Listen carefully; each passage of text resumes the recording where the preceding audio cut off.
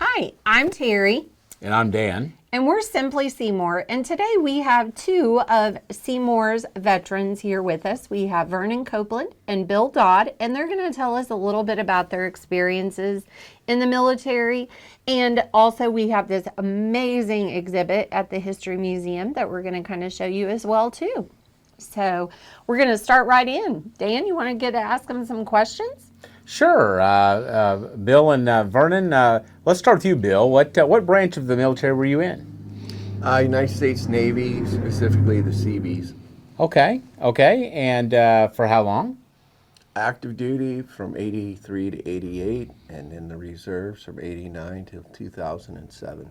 Outstanding. Thank you for your service. And Vernon, tell us about your military history. I was drafted in 1954, and I got out in 1956 in the Army.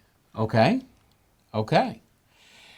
So we're here at the History Museum, as we mentioned earlier, and we've got this wonderful display. Helen Lamb told me that Pearl Raymond and her sister, Betty Lyle, created this display.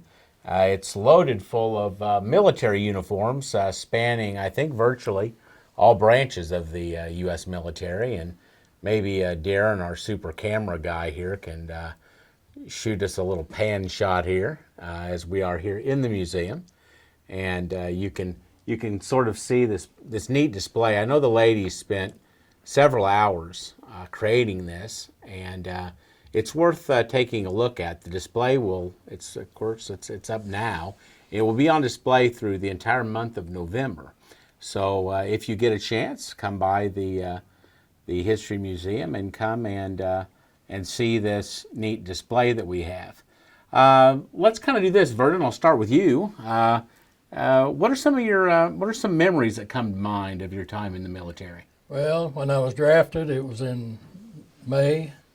Went to Camp Chaffee, Arkansas, and it was hot. Now, where's Camp Chaffee at? What part of Arkansas? It's south of Fayetteville at about 60 miles. Okay. And they deactivated it, and then when they had the Cubans come across years ago, they activated it and put the Cubans in there for a long time. Interesting. And it's still active now, and they've got people that come across the border from every place that they bring them up there, and then they scatter them from there. So how was basic training? Was it a tough go? Oh yeah, I was in good shape, and we had a company from New York City and another one from northern Michigan, and we started out double timing from one spot to another when we'd have a class, and these guys from up north wasn't used to the heat, and they had deuce and a halves following, and they'd pick these guys up as they fell out on the side of the road.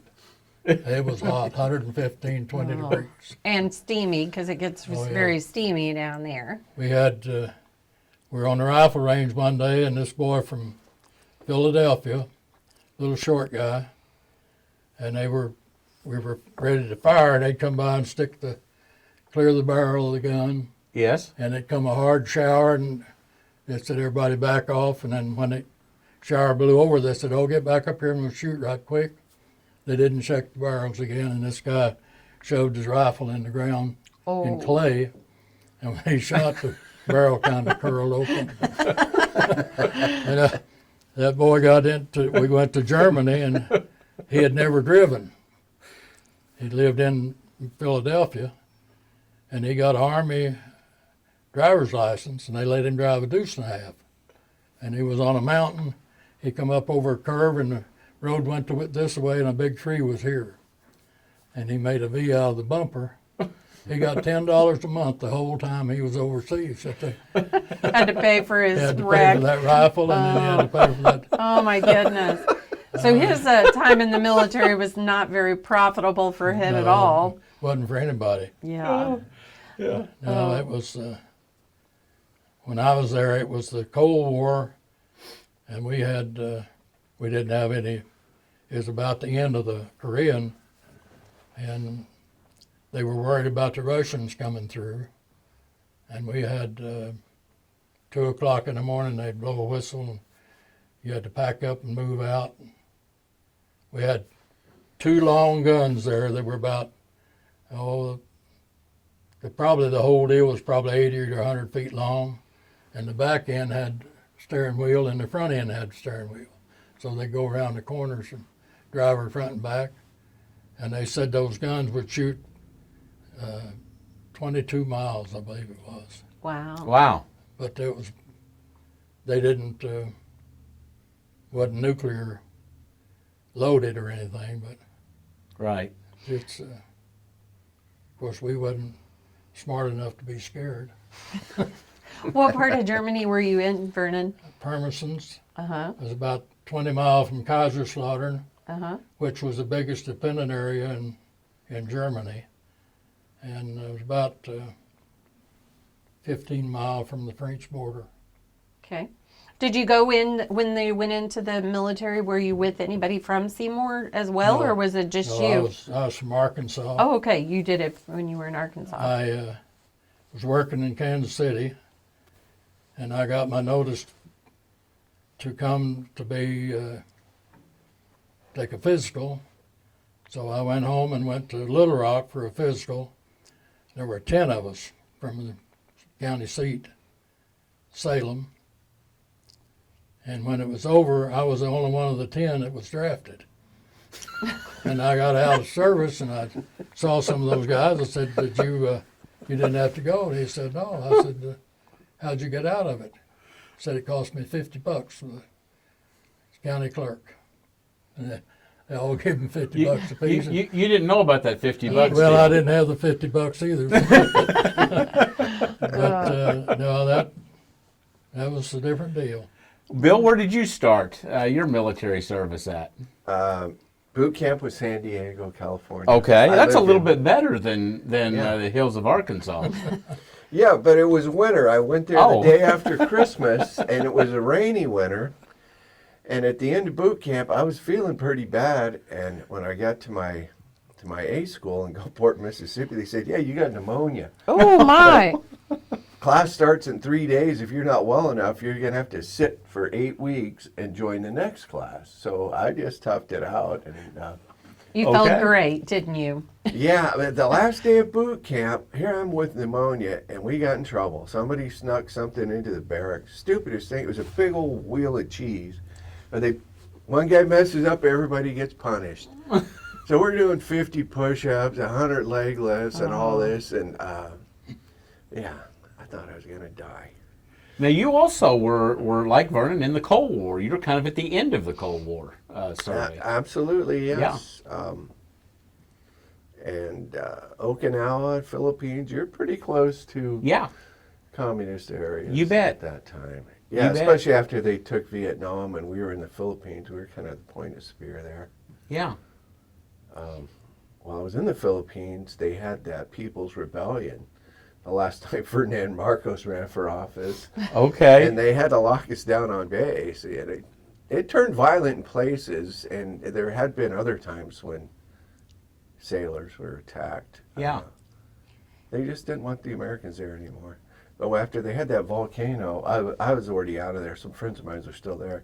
Once the volcano destroyed the Navy and the Air Force Base, we said, okay, we're out of here. The Cold War was about over. The Russians had just about capitulated by then anyway. You bet. There was no point in rebuilding those bases. Well, let's talk about the local Legion post. I assume both of you guys are members of the local American Legion, correct? Yes. When does the local Legion meet for veterans in the Seymour area who would like to come and learn more about the Wilson Alexander American Legion post here in Seymour? First Saturday of every month at 11 a.m. Okay. And that's at the, of course, the post there on South. Right on K Highway. Yep, yes. South K Highway. Okay. Yes, we'd love to have you. And you have a new leader, I heard mentioned, your new commander. We do. His name's Jack Reneker. He's from Branson. Okay. And we elected some new officers. I took Vern's spot. He was ready to retire.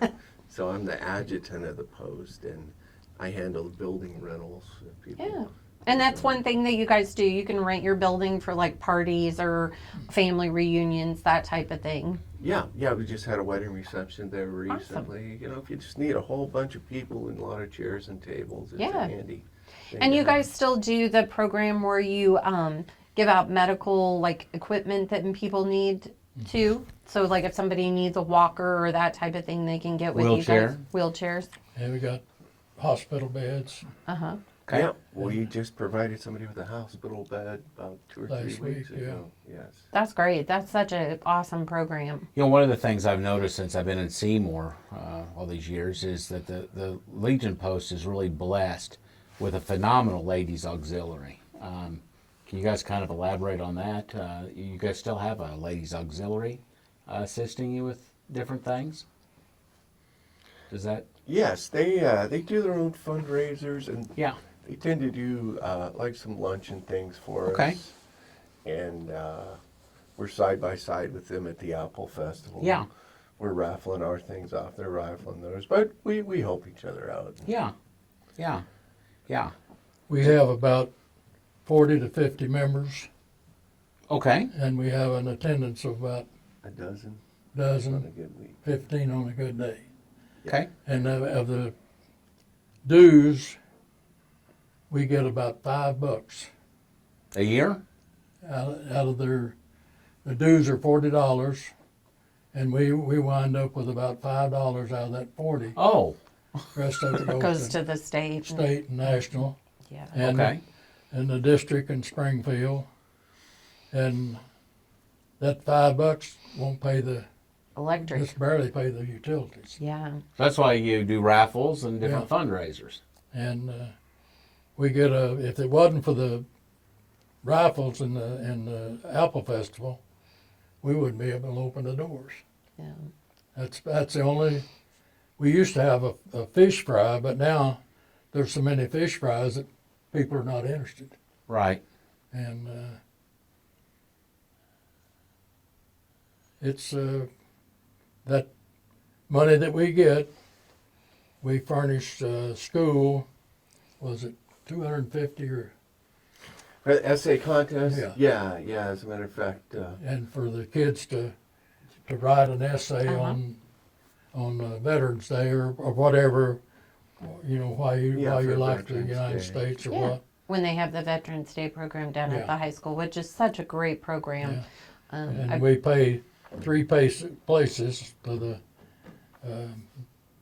I think For the high school, the middle school, and the elementary. And last year, though, we changed it up a little bit. At the elementary, I think it was they drew an art project showing veterans and Yeah. patriotism and stuff like that.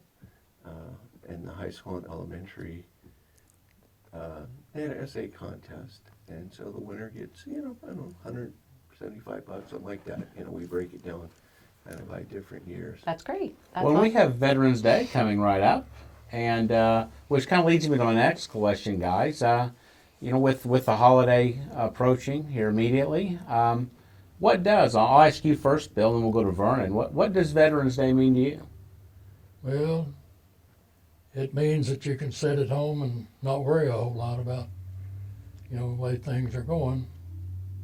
And when I went, and Bill, most everybody over 50 were eligible for the draft. Now it's all volunteer. So there's nobody in the military now that if they don't want to be in, they can get out. They don't have to be there, and that makes really a better. A lot of people were drafted and they wasn't too pleased. So now that they're in there, they got to be pleased or they wouldn't be there. And it's just like being at a workplace, which is what it is. They've got regular hours and regular jobs. So it just, I think we're a lot safer now than people being there, and they're better equipped, they're better trained. It's just a good deal. Yeah, Bill. I'm proud to have served. I always thought I would from the time I was a little kid. I kind of changed my mind there a little bit right in my later high school years, but a couple years later I decided to go in. And I would do it again. You bet. No regrets. Sometimes I wondered how it would have been different if I would have done a technical job on shipboard, with the high-tech weapons they had. Right. Instead of driving a bulldozer and carrying a rifle, but my life would be different. I'm perfectly content with my life. So I was happy to do it, and it's not for everybody, but for the kids that want to do it, I encourage them. Yeah. Yeah, it's they go in and stay for 20 years. It's good retirement. They got good. The VA is really a good deal now. It's a lot better than it was even 10 years ago. Yeah. For treatment for veterans and.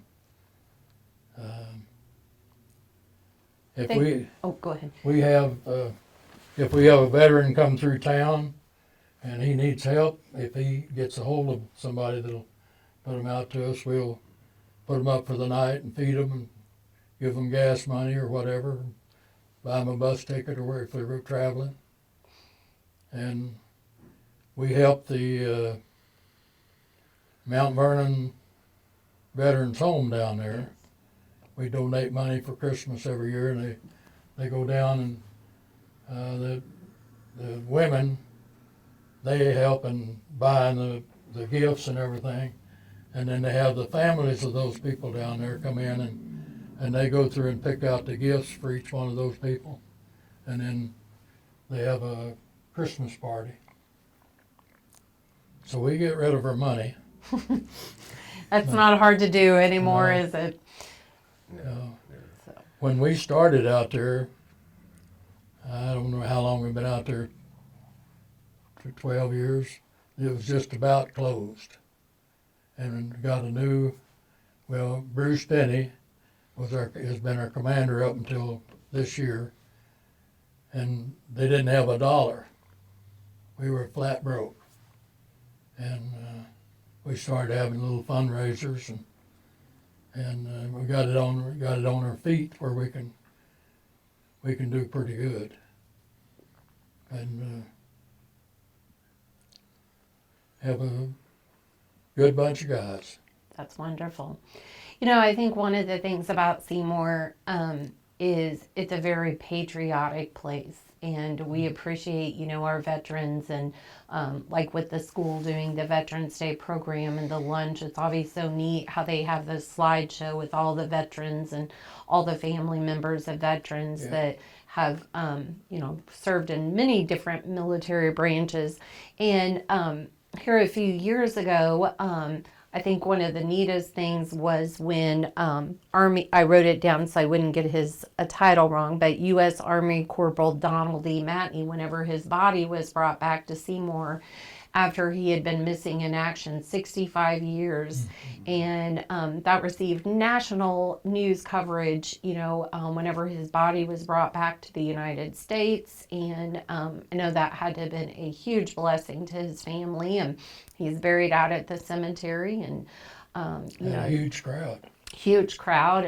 And went to the service, and they had his picture there, his military picture of him when he was a younger man. And there's a new plaque actually at the cemetery, Terry, that the city just recently put up honoring Corporal Matney. Yes, I don't think that's in place just yet, but it will be shortly, and that's going to honor his memorial spot there. So that's going to be a really neat thing to have out there. And another neat feature that we have in our community honoring the veterans is the monument in the square that the History Book Committee raised money for, and out there honoring our veterans here in the community. So if you've ever driven by that and wondered about that, that's what that is. And once again, stop by the History Museum and see some of the great things. They've got a book over here with all kinds of information on veterans that I was thumbing through, and just a lot of really neat information here. But we appreciate you guys coming in and sharing with us today a little bit about your time in the service. And we salute you both as veterans, and thank you so much for being a part of our community. Thank you.